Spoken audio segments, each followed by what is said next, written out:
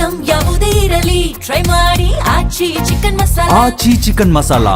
India ಒಕ್ಕೂಟದಿಂದ ಜನಬಂಧನ್ ಸಭೆ, ಅಖಿಲೇಶ್ ವಿರುದ್ಧ ಅಯೋಧ್ಯೆ ರಾಮಮಂದಿರ ಟ್ರಸ್ಟ್ ಕಿಡಿ. ಕೇರಳಂನಲ್ಲಿ ಇನ್ನೂ 3-4 ದಿನ ಭಾರೀ ಮಳೆ, ಹೈದರಾಬಾದ್ಗೂ ಆತಂಕ ತಂದಿಟ್ಟ ಮುಂಗಾರು. ಈ ಸುದ್ದಿಗಳನ್ನು ನೋಡೋಣ ದೇಶ ವಿದೇಶ ನ್ಯೂಸ್ ಟಾಪ್ 9ನಲ್ಲಿ. ದೆಹಲಿಯಲ್ಲಿ ಇಂದು ಇಂಡಿಯಾ ಒಕ್ಕೂಟ ಸಭೆ ನಡೆಸಲಿದೆ.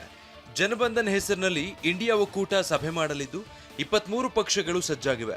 ಕಾನ್ಸ್ಟಿಟ್ಯೂಷನ್ ಕ್ಲಬ್ನಲ್ಲಿ ಸಭೆ ಸೇರಲಿರುವ ನಾಯಕರು 2029ರ ಲೋಕಸಭಾ ಚುನಾವಣೆ ಸಿದ್ಧತೆ ಸೇರಿದಂತೆ ಮೈತ್ರಿಕೂಟದ ಭವಿಷ್ಯದ ಕಾರ್ಯತಂತ್ರದ ಬಗ್ಗೆ ಚರ್ಚಿಸುವ ನಿರೀಕ್ಷೆ ಇದೆ. ಇಂದಿನ ಸಭೆಯಲ್ಲಿ 23 ಪಕ್ಷಗಳು ಭಾಗಿಯಾಗುತ್ತವೆ ಅಂತ ಕಾಂಗ್ರೆಸ್ ಪ್ರಧಾನ ಕಾರ್ಯದರ್ಶಿ ಜೈರಾಮ್ ರಮೇಶ್ ತಿಳಿಸಿದ್ದಾರೆ. ಪಶ್ಚಿಮ ಬಂಗಾಳ ಮಾಜಿ ಸಿಎಂ ಮಮತಾ ಬ್ಯಾನರ್ಜಿ ಸಭೆಗೆ ಬರೋ ಸಾಧ್ಯತೆ ಇದೆ. ಇನ್ನು ಡಿಎಂಕೆ ದೂರ ಉಳಿಯಲು ನಿರ್ಧರಿಸಿದೆ. ರಾಮ ಮಂದಿರದ ಆಡಳಿತ ನೋಡಿಕೊಳ್ಳುವ ಟ್ರಸ್ಟ್ ಹಾಗೂ ಮಂದಿರಕ್ಕೆ ದೇಣಿಗೆಯಾಗಿ ಬಂದಿದ್ದ ಕೋಟ್ಯಂತರ ರೂಪಾಯಿ ನಾಪತ್ತೆಯಾಗಿದೆ ಅಂತ ಅಖಿಲೇಶ್ ಯಾದವ್ ಆರೋಪ ಮಾಡಿದ್ರು. ಈ ಆರೋಪದ ಬೆನ್ನಲ್ಲೇ ತನಿಖೆ ಆಗಲಿ ಅಂತ ಟ್ರಸ್ಟ್ ಆಗ್ರಹಿಸಿದ್ದಾರೆ.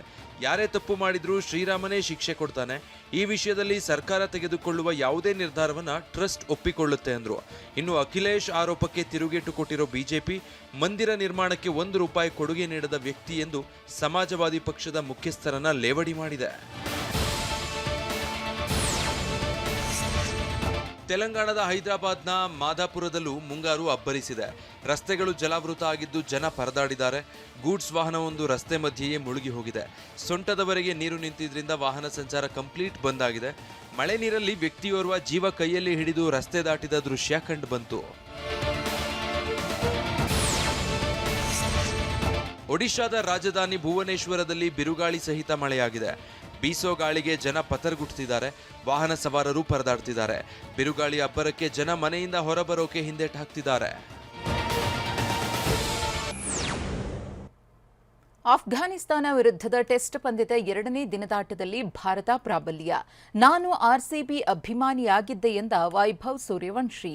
ಜೂನ್ 12ರಿಂದ ಮಹಿಳಾ ಟಿ20 ವಿಶ್ವಕಪ್. ಈ ಸುದ್ದಿಗಳನ್ನು ನೋಡೋಣ entertainment news top 9ನಲ್ಲಿ.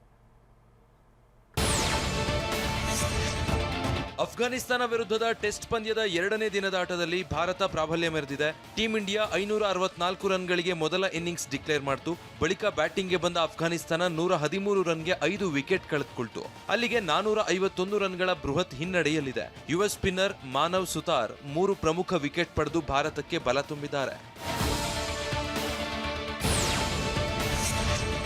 15ರ Vaibhav Suryavanshi RCB ಹಾಗೂ ವಿರಾಟ್ ಕೊಹ್ಲಿ ಅಭಿಮಾನಿಯಾಗಿದ್ದೆ ಅಂದಿದ್ದಾರೆ. ಕೊಹ್ಲಿ ಅವರನ್ನ ಭೇಟಿಯಾಗಿದ್ದೆ. ಆ ಸಂದರ್ಭದಲ್ಲಿ ಕೊಹ್ಲಿ ನನ್ನನ್ನ ಕಿರಿಯ ಸಹೋದರನಂತೆ ಮಾತನಾಡಿಸಿದ್ದಾರೆ. ನನಗೆ ಕನಸಿನಂತೆ ಭಾಸವಾಗಿತ್ತು ಅಂದಿದ್ದಾರೆ. ಇನ್ನೊಂದೆಡೆ ವೈಭವ್ ಸೂರ್ಯವಂಶಿ ಜೊತೆಗೆ ಅವರ ಪೋಷಕರು ಇಂಗ್ಲೆಂಡ್ ಮತ್ತು ಐರ್ಲೆಂಡ್ ಪ್ರವಾಸಕ್ಕೆ ಸೇರಲು ಬಿಸಿಸಿಐ ಅವಕಾಶ ನೀಡಿದೆ. ವೈಭವ್ಗೆ ಇನ್ನೂ 15 ವರ್ಷ ವಯಸ್ಸಾಗಿರೋ ಕಾರಣಕ್ಕೆ ಜೊತೆಯಲ್ಲಿ ತೆರಳಲು ಪೋಷಕರಿಗೆ ಅನುಮತಿ ಸಿಕ್ಕಿದೆ.